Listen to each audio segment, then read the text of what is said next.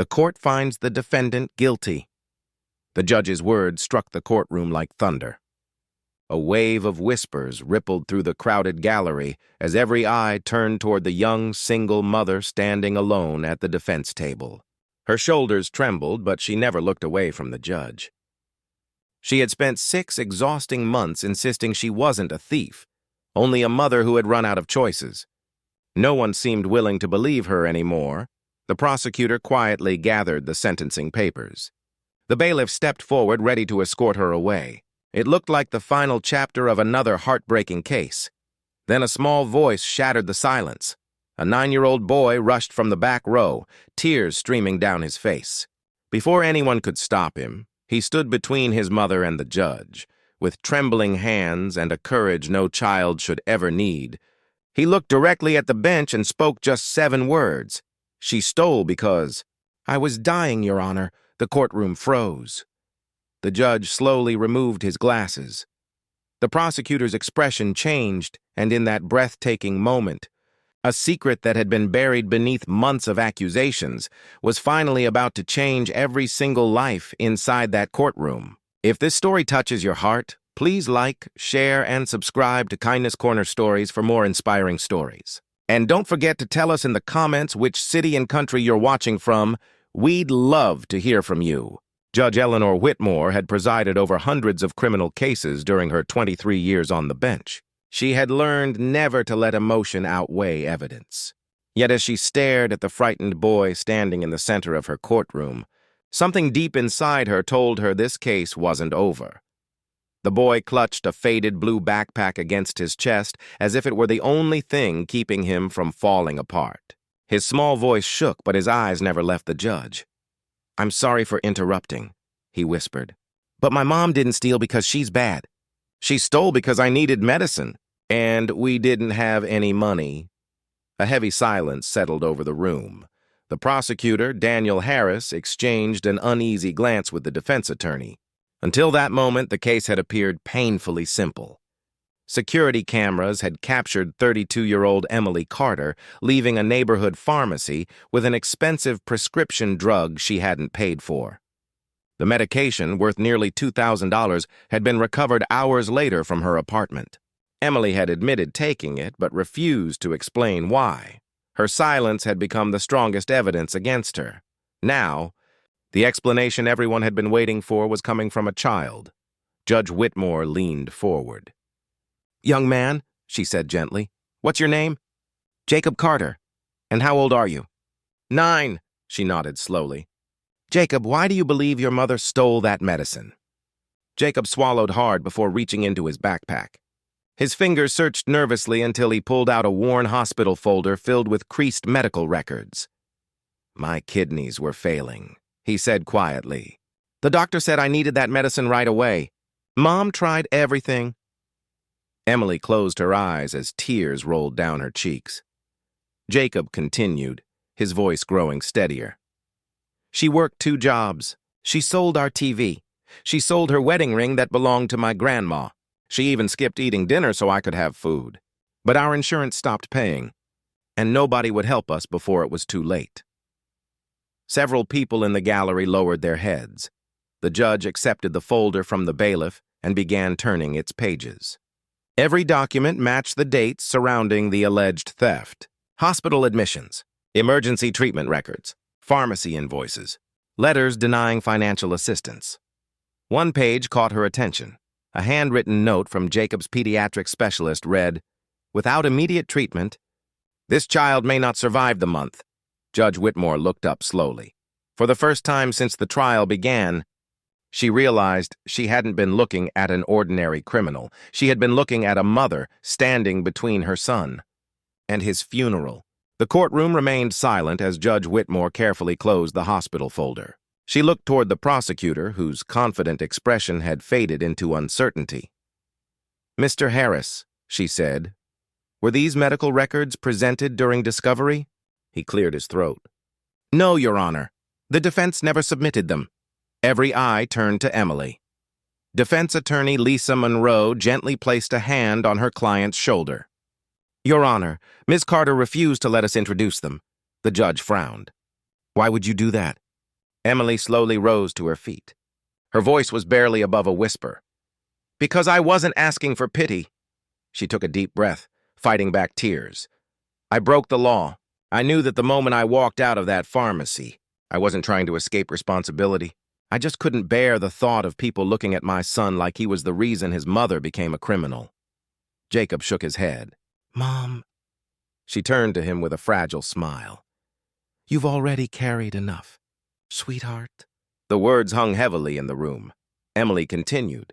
"For 3 weeks, I begged charities, hospitals, and insurance representatives for help. I filled out every form they gave me. I waited on hold for hours. I borrowed money from friends who had almost nothing themselves. Every answer was the same. It will take time." She looked down at her trembling hands. But my son didn't have time. The prosecutor quietly opened the case file again. For the first time, he noticed a series of phone records and emails that had seemed insignificant before. Together, they painted a heartbreaking picture of a mother, desperately trying every legal option before making one impossible decision. Then the courtroom doors opened. Gray-haired man wearing a pharmacist's white coat stepped. "Inside." "Your Honor," he said respectfully. "My name is Michael Bennett. I own the pharmacy where the medication was taken." Everyone watched as he walked toward the witness stand. "I've wanted to testify since the day this happened." Judge Whitmore nodded. "Go ahead." Michael's voice cracked with emotion. "I recognized Ms. Carter immediately. She'd been in my store 4 times that week. Every visit ended the same way. She would ask if there was any discount, any payment plan, any generic alternative. Every time I had to tell her no because my hands were tied by company policy." He paused, his eyes filling with regret. "The day she took the medicine, I watched the security footage over and over. She didn't run.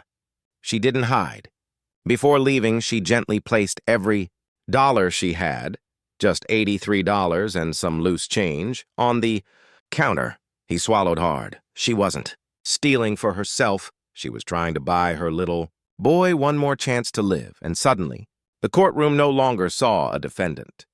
They saw a mother who had exhausted every ounce of hope before crossing a line she never wanted to cross. Judge Whitmore sat motionless, her fingers resting on the edge of the bench. In more than 2 decades on the court, she had sentenced armed robbers, fraudsters, and violent offenders. But this case felt different. The law demanded accountability, yet justice demanded something more. She looked at Emily. "Mrs. Carter," she said softly, "did your son receive the medication?" Emily nodded, tears spilling freely down her face. "Yes, Your Honor. The police arrested me later that evening, but before they did, Jacob had already taken his first dose." She reached for her son's hand. "The doctors told me those first." 24 hours made all the difference. The courtroom remained completely silent. Judge Whitmore turned to the pharmacist. "Mr. Bennett, had Ms. Carter asked for assistance before that day?" "More times than I can count," he replied. "And after learning the full story, I couldn't stop thinking about what happened. I kept asking myself whether there was something more I could have done." He took a folded envelope from his pocket. "After her arrest, I started the Carter Family Emergency Fund at my pharmacy. Our customers donated over $86,000 to help families who couldn't afford life-saving prescriptions." A murmur of surprise spread through the gallery. "And that's not all," he continued. 3 other pharmacies in the county adopted the same program. Since then, more than 200 children have received medication before money became an obstacle." Emily covered her mouth, overcome with emotion. I never knew." Mr. Bennett smiled gently. "You inspired it, even if you never intended to." Judge Whitmore glanced toward the prosecutor. Daniel Harris slowly stood. "Your Honor," he said, "the state believes justice includes both accountability and compassion. Considering the extraordinary circumstances, Ms. Carter's complete cooperation, the overwhelming evidence of necessity, and the impact this case has already had on our community," he paused before finishing, "the state respectfully requests that the court impose no jail sentence." A wave of astonishment swept across the courtroom. Judge Whitmore folded her hands. "Emily Carter, this court cannot ignore that a law was broken. But neither can it ignore the remarkable courage, sacrifice, and love that brought you here. She smiled warmly at Jacob. You did something today that many adults never find the courage to do. You stood up and told the truth, not to save yourself, but to save someone you love. Then the judge delivered the words no one expected. This court sentences you to 12 months of supervised probation, 100 hours of community service with local family assistance programs, and orders that your conviction be eligible for dismissal upon successful completion. Emily's knees nearly gave way as tears of relief streamed down her face. Judge Whitmore looked across the packed courtroom one last time. Let today's lesson be remembered. Sometimes, the greatest act of justice isn't choosing between the law and mercy. It's finding the wisdom to honor both. For a long moment, no one spoke. Then, one by one, the people in the gallery rose to their feet, filling the courtroom with a heartfelt standing ovation. Not for a verdict, but for a mother's unwavering love and a little boy whose 7 honest words had changed countless lives forever. As Emily wrapped her arms around Jacob, the courtroom erupted into applause. The judge quietly stepped down from the bench and did something no one expected. She shook Emily's hand. This courtroom exists to uphold the law, Judge Whitmore said, her voice filled with compassion. But today, it also reminds us why justice must never lose its humanity. Outside the courthouse, local reporters, neighbors, and complete strangers had already gathered. After hearing Jacob's heartbreaking words, donations began pouring in from across the community. Within days, enough money had been raised to cover his medical treatment, and a new emergency prescription fund was created to help families facing the same impossible choice Emily once faced. Months later, Emily returned to the courthouse, not as a defendant, but as a volunteer speaker, sharing her story with struggling parents and reminding them that asking for help is never a sign of weakness. As for Jacob, he smiled brighter than he had in years. His health improved, his future was filled with hope, and he never forgot the day 7 simple words changed his mother's life forever. If this story touched your heart, please like this video, share it with someone who believes compassion still exists, and subscribe to Kindness Corner Stories for more unforgettable stories of hope, courage, and kindness. And before you go, tell us in the comments, what would you have done if you were the judge? Because sometimes the greatest miracle isn't being saved by the law, it's being seen by someone's heart.